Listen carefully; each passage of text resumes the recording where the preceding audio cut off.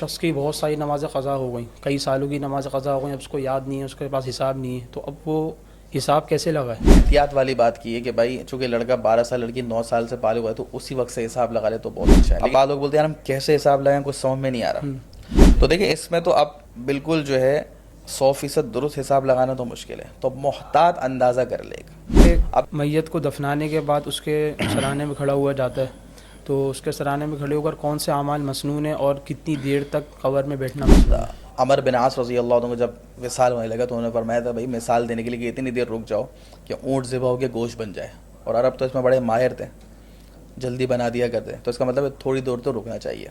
اس کی لکھا کہ آس پاس اگر ایک دو لوگوں کی بھی آواز آ گئی تو پھر جو ہے یہ جو ہے ہنسنا شمار ہوگا، اور اس صورت میں جو ہے وہ نماز بھی ٹوٹ جائے گی اور وضو بھی ٹوٹ جائے گا.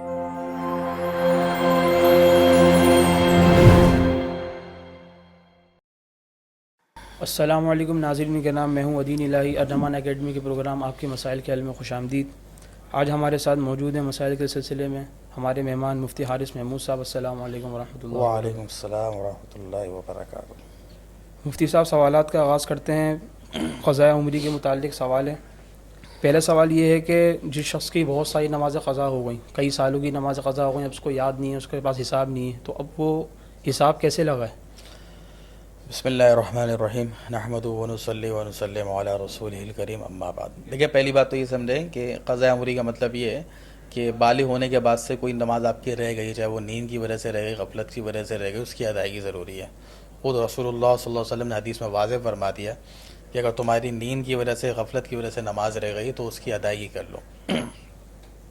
اب آپ نے جو سوال کیا کہ کب سے حساب کیا جائے، تو دیکھیں جو احکام متوجہ ہوتے ہیں وہ بالغ ہونے کے بعد سے ہوتے ہیں. اب اگر کسی شخص کو یاد ہے کہ اب جو لڑکا ہے وہ کم سے کم 12 سال میں بالغ ہو سکتا ہے، لڑکی وہ 9 سال میں بالغ ہو سکتی ہے، تو اگر لڑکے کو 12 سال، لڑکی کو 9 سال کے بعد جو ہے بلوغت کی علامت ظاہر ہو گئی ہیں تو وہ جب سے حساب لگائے. مثال کسی کو یاد ہے میں تو 13 سال میں بالغ ہو گیا تھا، تو تب سے وہ قضا نمازوں کا حساب لگائے گا. کسی کو 14 سال میں ہو تو جب سے حساب لگائے. اور اگر یاد ہی نہیں ہے تو پھر چاند کے حساب سے لڑکا لڑکی 15 سال میں بالغ سمجھے جائیں گے، تو 15 سال سے جو ہے دونوں حساب لگائے، لیکن چاند کے حساب سے. اب جنوری فروری کا اگر آپ حساب لگائیں تو آپ کو پتہ ہے کہ دونوں سالوں میں 10-11 دن کا فرق آتا ہے عرصہ. تو پھر اگر آپ جو ہے یہ شمسی سال کے حساب سے لگا دیں جنوری فروری کے حساب سے، تو 14 سال 7 مہینے سے حساب لگائیں گے. ٹھیک. اور بعض علماء نے اس میں احتیاط والی بات کی ہے کہ بھائی چونکہ لڑکا 12 سال لڑکی 9 سال سے بالغ ہوا ہے تو اسی وقت سے حساب لگا لے تو بہت اچھا ہے. لیکن یہ بھی گنجائش موجود ہے کہ آپ کم سے کم جو ہے 15 سال سے قمری لحاظ سے اور شمسی لحاظ سے 14 سال 7 مہینے سے جو ہے وہ حساب لگائیں اور جو ہے وہ اپنی نمازیں جو ہے وہ ادا کریں. اچھا، قضا نماز جب ادا کر رہا ہوگا تو کس طریقے سے ادا کرے گا؟ جو پہلی نیت پہلی سے کرے گا یا آخر سے کرے گا؟ اچھا، یہ جو ایک سوال تھا آپ کا حساب. اب اس میں ایک بات یہ بھی ایڈ کریں. اب بعض لوگ بولتے ہیں یار ہم کیسے حساب لگائیں، کچھ سمجھ میں نہیں آ رہا. تو دیکھیں اس میں تو اب بالکل جو ہے 100% درست حساب لگانا تو مشکل ہے، تو اب محتاط اندازہ کر لے گا. اب دیکھیں عام طور پہ فجر کی نمازیں زیادہ چھوٹتی ہیں، آپ مسجدوں میں دیکھ لیں ایک دو صفوں کے. عشاء کی نمازیں جو ہے وہ بعض لوگ گول کرتے تھے. اب بیچ میں آفس میں ہوتے کبھی زور پڑھ لی کبھی اثر پڑھ لی، تو یہ تو آپ کو خود اپنے دماغ پہ زور دے کے ایک دفعہ سوچ کے حساب لگانا پڑے گا. مثال کے اگر آپ کے سال عمر 30 سال ہے تو 15 سال سے بھی حساب لگائیں تو 15 سال کی نمازیں. اب آپ سوچیں آپ بولتے ہیں یار میں نے 15 سال میں 5 سال فجر کی نماز پڑھی ہوگی، 10 سال نہیں پڑھی ہوگی، تو 10 سال کی آپ کو پڑھنی پڑے گی. زور اثر آپ کہتے ہیں نہیں یار میں اکثر پڑھتا ہوں، زیادہ سے زیادہ 3 سال کی رہے گا تو 3 سال کی ادا کریں، تو پھر اس طریقے سے ادا کریں. باقی جو نیت کا مسئلہ ہے تو چونکہ نیت جو ہے فرض نماز میں ضروری ہے، لیکن نیت دل کے ارادے کا نام ہے، نیت بالکل آسان ہے. اب جیسے فجر کی نماز آپ کے ذمہ میں 100 فجر کی نمازیں جو ہے قضا ہیں، تو آپ بس دل میں یہ نیت کریں کہ بھائی سب سے پہلی جو فجر کی نماز کی قضا میں وہ ادا کر رہا ہوں سب سے پہلی. اب دیکھیں جب سب سے پہلی والی ادا ہو گئی تو وہ تو ذمے سے ساقط ہو گئی، تو دوسری والی آٹومیٹک پہلی بن گئی نہیں بن گئی؟ تو دوسری والی میں بھی آپ یہ نیت کریں گے سب سے پہلی جو میری فجر کی نماز قضا ہوئی تھی میں وہ ادا کر رہا ہوں. صحیح. پھر تیسری میں بھی یہ نیت کریں، اسی طرح زور میں اثر میں تو ہر ایک میں یہ نیت کریں کہ سب سے پہلی والی جو نماز کی قضا ہوئی وہ ادا کر رہا ہوں میں. اچھا، اس طرح بھی کر سکتے ہیں کہ سب سے آخری والی جو فجر کی نماز جی یہ بھی ادا کر سکتے ہیں، لیکن یہ والی پہلی والی صورت جو ہے وہ نیت بہتر ہے، وہ بہتر ہے. اچھا، ایک شخص پر بہت ساری قضا نمازیں ہیں تو اس کو وہ نوافل بھی پڑھتا ہے تو اس کو نوافل کے بدلے قضا نمازیں ادا کرنی چاہیے، نوافل بھی پڑھتا ہے؟ دیکھیے اگر کسی کے ذمہ میں سالوں کی قضا ہے تو بہت سے علماء نے یہ مسئلہ لکھا ہے کہ بھائی وہ ابھی نوافل چھوڑ دے, وہ اشراق کی جگہ, چاش کی جگہ, تہجد کی جگہ, سب کی جگہ ہی قضا نمازیں پڑھے, اور امید ہے اللہ تعالیٰ اس کو نوافل کا بھی ثواب دے دیں. اور دیکھیں ظاہر سی بات ہے کہ قضا نماز تو فرض ہے نا, تو عقل کا تقاضا بھی یہ ہے کہ بھائی فرائض مقدم ہے. ہاں البتہ کوئی شخص ایسا ہو کہ اس کے بعد بہت ہی زیادہ فراغت ہو, کہتے بھائی میں تو دونوں, تو پھر ٹھیک ہے, بہت ہی اچھی بات ہے بھائی. لیکن عام طور پہ جو کاروباری افراد ہیں, یہ ان کے ذمے میں 10 کام لگے ہوئے ہیں, تو بھائی پھر اس کے یہ کہ پہلے آپ قضا نمازوں کو نمٹا لیں. اچھا, قضا نمازیں ان کے ادا کرنے کے کوئی اوقات ہیں جیسے نوافل کے ہوتے ہیں کہ عصر کے بعد مکروہ ہے, فجر کے بعد مکروہ ہے, تو قضا نمازیں آپ ہر وقت پڑھ سکتے ہیں جن 3 اوقات میں فرض منع ہے, ہر قسم کی نماز منع ہے. طلوع شمس کا وقت ہے, عین استواء شمس کا وقت ہے, اور جو غروب شمس کا وقت ہے. اس کے علاوہ ہر وقت آپ قضا نماز پڑھ سکتے ہیں. فجر اور عصر کے بعد بھی نوافل تو منع ہے, لیکن قضا نماز آپ پڑھ سکتے ہیں. لیکن علماء نے مسئلہ لکھا ہے قضا نماز ایسے نہ پڑھیں کہ لوگوں کو ظاہر ہو کے قضا پڑھ رہے ہیں, کیونکہ کوئی اچھی بات نہیں ہے نا کہ آپ لوگوں کو بتا رہے کہ میری نماز قضا ہو گئی, میں ادا کر رہا ہوں. اب فجر اور عصر میں پھر یہ ہے کہ آپ گھر پہ جا کے پڑھیں. صحیح. یہ ہے کہ جیسے عصر میں تو یہ ہو سکتا ہے کہ جیسے آپ مسجد میں آ رہے ہیں تو عصر کی جو شروع کی 4 رکعتیں سنت ہے وہ غیر موقت ہے, وہ نفل کے درجے میں, اس کی جگہ پہ آپ قضا پڑھ لیں. عصر سے پہلے پڑھ لیں یا عصر کے بعد پڑھنی تو گھر پہ پڑھیں. بالکل. اچھا, ایک سوال صدقۃ الفطر کے متعلق آیا ہے کہ اگر ایک شخص کسی دوسرے شخص کا صدقۃ الفطر ادا کرنا چاہ رہا ہے اور وہ دوسرا شخص کسی باہر ملک میں ہے, تو وہ اس کے حساب سے ادا کرے گا گندم کے ریٹ کے حساب سے, یا لیکن یہ بہت اہم سوال ہے. عام طور پہ لوگ سوال کرتے ہیں جیسے کسی کے والد صاحب ہیں وہ دبئی میں, وہ سعودیہ میں, وہ امریکہ میں, ان کی فیملی ہیں, اب وہ صدقہ فطر دے رہے ہیں. تو دیکھیں صدقہ فطر آدمی جہاں خود ہے نا, جو ادا کرنے والا جہاں خود ہے, اس جگہ کا اعتبار ہوتا ہے. اب اگر مثال کے طور پر زید ہے, زید دبئی میں, تو دبئی کے اعتبار سے, وہاں کی قیمت کے اعتبار سے صدقہ فطر دے گا. ہاں پاکستان میں بھی دے سکتا ہے. اب جیسے وہاں پر مثال کے طور پر درہم چلتے ہیں یا ریال چلتے ہیں, تو اگر ایک درہم کی قیمت 75 روپے, ٹھیک ہے, تو 75, اور وہاں 2.25 کلو گندم مثال کے طور پر ہے 10 درہم کی, تو 750 روپے ہو گئے. تو وہ پاکستان میں کسی کو بول دو وہ 750 روپے دے گا تو ادا ہوگا. تو وہ اپنا, اور چونکہ ان کے اوپر اپنے نابالغ بچوں کا واجب ہے, تو اپنا اور اپنے نابالغ بچوں کا جو ہے وہ دبئی کے حساب سے دیں گے, امریکہ کے حساب سے دیں گے, وہ جہاں بھی ہے. البتہ بالغ اور جو ان کی اہلی ہیں ان کا صدقہ فطر چونکہ انہی کے ذمہ واجب ہے, اگر وہ ادا کر رہے ہیں تو وہ کراچی کے حساب سے بھی دے سکتے ہیں, پاکستان کے حساب سے بھی 200 روپے بھی دے سکتے ہیں. ٹھیک ہے. اچھا, ایک سوال یہ ہے کہ میت کو دفنانے کے بعد اس کے سرانے میں کھڑا ہوا جاتا ہے, تو اس کے سرانے میں کھڑے ہو کر کون سے اعمال مسنون ہیں اور کتنی دیر تک قبر میں بیٹھنا مسنون ہے؟ دیکھیں دفن کرنے کے بعد جو رسول اللہ صلی اللہ علیہ وسلم نے فرمایا کہ بھائی اپنے بھائی کے لیے ثابت قدمی کی دعا کرو, کیونکہ ابھی اس سے سوال ہوگا. تو اس سے پتہ چلتا ہے کہ کچھ دیر رکنا. حضرت عمر بن عاص رضی اللہ عنہ کو جب وصال ہونے لگا تو انہوں نے فرمایا تھا بھائی مثال دینے کے لیے کہ اتنی دیر رک جاؤ کہ اونٹ ذبح ہو کے گوشت بن جائے, اور عرب تو اس میں بڑے ماہر تھے, جلدی بنا دیا کرتے, تو اس کا مطلب ہے تھوڑی دور تو رکنا چاہیے.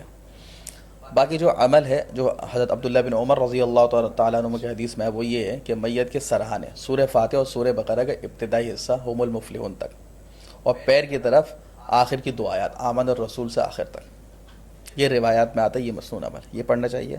اور جو ہے اجتماعی دعا چونکہ تدفین کے بعد ثابت ہے, قبلہ روح ہوگا آپ دعا کریں, اور آپ جو ہے اس طرح. اور آپ یہ بھی کہہ سکتے ہیں کہ مجمع کو آپ نے فارغ کر دیا, اب جو مرحوم کے لواحقین 1-2 ماہ رکنا چاہ رہے ہیں, کچھ انفرادی طور پہ پڑھنا چاہ رہے ہیں, تو وہ پڑھ سکتے ہیں, بالکل وہ منع نہیں ہے. باقی جیسے میں نے کہا تھوڑی دیر جو رکنا چاہیے, جزاک اللہ. اس کی ثابت قدمی کے لیے دعا کریں. اچھا, ایک سوال یہ کیا ہے کہ اگر کسی شخص کو نماز میں ہنسی آ جائے تو ہنسی کی کون سی ہنسی سے نماز ٹوٹ جائے گی, یا نماز وضو دونوں ٹوٹ جائے گا؟ دیکھیں اس میں علماء لکھا ہے کہ 3 صورتیں.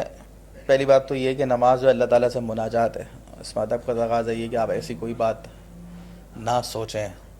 اور بعض دفعہ باہر کے لوگ ہنساتے ہیں, یہ بھی بہت برا ہے کہ ایک آدمی نماز میں آپ اس کو تنگ کر رہے ہیں. لیکن اگر بہرحال مسئلے کی روح سے یہ ہے کہ اگر کوئی شخص مسکرایا ہے, اس کے دانت نظر آئے, کہ کسی قسم کی آواز نہ اس نے خود سنی ہے نہ جو ہے آس پاس کے لوگوں نے سنی ہے, تو جس کو ہم تبسم کہتے ہیں, مسکرانا کہتے ہیں, تو اس سے تو نہ وضو فاسد ہوگا نہ نماز. ٹھیک ہے. دوسری چیز ہے جس کو عربی میں ضحک کہتے ہیں, ہنسنا. تو اگر ہنسی کی آواز خود اس نے سن لی ہے تو اس سے نماز تو فاسد ہو جائے گی, لیکن وضو نہیں ٹوٹے گا. تو لہٰذا وہ اب جیسے اس کی دوسری رکعت ہے تو وہ دوبارہ سے اللہ اکبر کہے, اب سے اس کی نماز شروع ہوگی. پھر وہ اگر دوسری رکعت ہے تو پھر ایک رکعت امام کے سلام کے بعد شروع کرے گا, اگر انفرادی پڑھ تو جب سے شروع ہوگی. اور تیسری چیز ہے جو ہے وہ ہنسنا, اور اس کی لکھا کہ آس پاس اگر ایک دو لوگوں کو بھی آواز آ گئی تو پھر جو ہے یہ جو ہے ہنسنا شمار ہوگا، اور اس صورت میں جو ہے وہ نماز بھی ٹوٹ جائے گی اور وضو بھی ٹوٹ جائے گا، تو آپ کو وضو کر کے آنا ہوگا۔ اچھا، ایک سوال تسبیح کے متعلق کہ اگر کوئی شخص ذکر کر رہا ہے تو اس کو تسبیح کے اوپر ذکر کرنا ضروری ہے یا انگلیوں کے اوپر کرنا چاہیے؟ کون سی صورت اختیار دیکھیں کرنی افضل تو انگلیوں کے اوپر کرنا ہے، ٹھیک ہے، لیکن جو ہے وہ تسبیح دانوں پہ پڑھنا بھی بالکل ثابت ہے، اور صحابہ کرام میں ایسی روایت میں صفیہ رضی اللہ تعالیٰ عنہ جو آپ صلی اللہ علیہ وسلم کی زوجہ ہیں، وہ ایک مرتبہ جو ہے وہ گھٹنیوں کے دانوں پر پڑھ رہی تھی، تو آپ صلی اللہ علیہ وسلم نے ان کو منع نہیں فرمایا۔ صحابہ کرام بہت سارے ایسے تھے، لیکن اصل اس میں مقصد کیا ہے؟ اللہ کا ذکر ہے، اور ایسی روایات ہیں نا کہ بھائی 100 دفعہ لا الہ الا اللہ کے ذکر کی فضیلت ہے، 10 مرتبہ اس کی فضیلت ہے، تو اس کا مطلب اصل مقصد تو وہ ذکر ہے۔ اور دوسری بات یہ پتہ چلی کہ یہ تعداد بھی مقصود ہے، تعداد کہ بعض اذکار میں تعداد دیکھی جاتی ہے، 100 دفعہ یہ، 10 دفعہ یہ، تو اب اس تعداد کو ظاہر سی بات ہے کہ گننے کے لیے کوئی تو ذریعہ ہوگا، یاد دہانی کے لیے یاد دلانے کے لیے کوئی نہ کوئی ذریعہ ہوگا، تو کوئی بھی آپ ذریعہ بنا سکتے ہیں۔ اب اس دور میں یہی تھا بھائی جو کھجورے کی گٹلیاں وہ ہوتی تھیں، کنکریاں ہوتی تھیں، اب آج کے دور میں کیا ہے کہ اس کو تسبیح کی شکل دے دی، تو وہ کوئی منع نہیں ہے، کیونکہ یہ ذریعہ ہے۔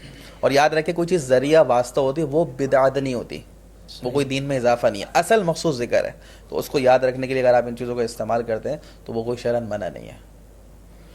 اچھا، اگلا سوال یہ پوچھا ہے کہ نماز سے پہلے جو سنتیں ہوتی ہیں وہ اذان ہونے سے پہلے پڑھ سکتے ہیں؟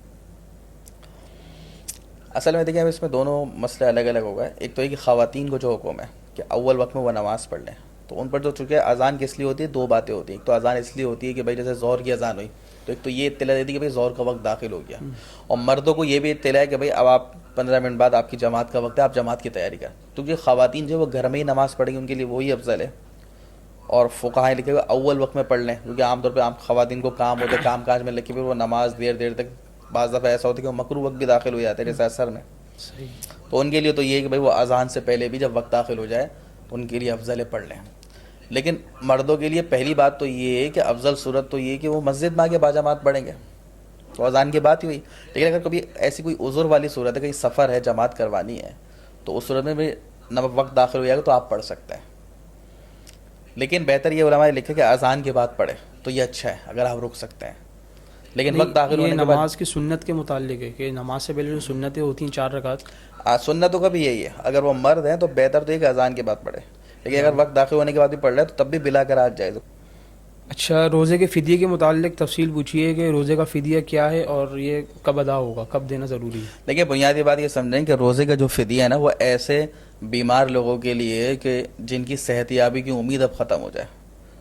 ماہر مسلمان ڈاکٹر یہ کہتے ہیں کہ بھائی اب آپ کے لیے آپ روزہ نہیں رکھیں گے، آپ کی صحت خراب ہو جائے گی، کیونکہ یہ بات میں اس لیے عرض کر رہا ہوں کہ بعض لوگ یہ سمجھتے ہیں بھائی ان کو 2-3 دن بخار چڑھا، یا بھی خدا نہ خاصا کسی کو ٹائیفائڈ ہو گیا، کوئی ڈینگی ہو گیا، 10-15 روزے اس کے چھوٹ گئے، اب وہ سمجھتے ہیں فدیہ دے دوں، تو فدیہ ایسے لوگوں کے نہیں، اس کے لیے تو یہ کہ جب اللہ تعالیٰ آپ کو صحت دے دیں عید کے بعد تو اس کے لیے قضا ہے، ٹھیک ہے۔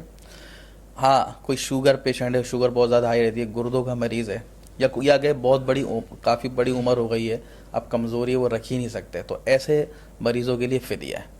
اب ایک روزے کا فدیہ وہی جو کہ صدقہ فطر کی مقدار ہے، یعنی یہ کم سے کم 1.25 کلو گندم یا اس کی قیمت، یعنی کہ آج کے حساب سے 200 روپے، ٹھیک، تو پورے مہینے کے جو 6000 روپے بنیں گے، اور وہ فدیہ جو ہے وہ اسی کو دے سکتے ہیں جس کو زکوٰۃ لے گی، ٹھیک ہے۔ اب یہ ہے کہ پورے مہینے کا جو فدیہ سے 6000 ہے وہ کسی آپ ایک مستحق کو بھی دے سکتے ہیں، اور کئی مستحقین کو بھی دے سکتے ہیں، 2-2 ہزار کر کے 3 لوگوں کو دیتے ہیں، دونوں طریقے صحیح ہے۔ جزاک اللہ۔ اچھا، اگلا سوال یہ پوچھا ہے کہ قضائے عمری کی شرعی حیثیت کیا ہے، یعنی اس کی تفصیل تھوڑی بتا دیں کس طریقے سے ادا کی جائے گی؟ جی دیکھیں، پہلی بات تو یہ سمجھیں کہ قرآن و سنت کے دلائل اس حساب اعتبار سے بالکل واضح ہیں کہ آدمی کے ذمہ میں اگر کوئی قضا نمازیں رہ گئی ہیں تو اس کی ادائیگی ضروری ہے۔ اس میں بنیادی طور پر جو ہے بخاری اور مسلم کی جو روایات ہیں جس میں رسول اللہ صلی اللہ علیہ وسلم نے واضح فرمایا کہ اذا رقد احدکم عن الصلاۃ او غفل عنها، تم میں سے کسی شخص کی نیند کی وجہ سے نماز رہ جائے، غفلت کی وجہ سے نماز رہ جائے، فلیصلیھا اذا ذکر، تو جیسے ہی یاد ہے اس کو ادا کر لو۔